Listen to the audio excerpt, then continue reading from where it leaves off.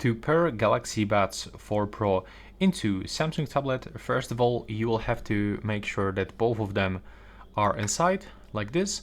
And now you will have to close this case, wait until that LED light turns on, then just open it, and now click and hold this small pairing button that is actually available next into the USB-C port.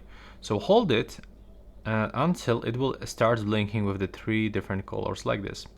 Now you can release, and sometimes you'll get this automatic pop-up connection, but sometimes you have to just go into the settings on your tablet, go for connections, open Bluetooth, and now you should find the buds and right here.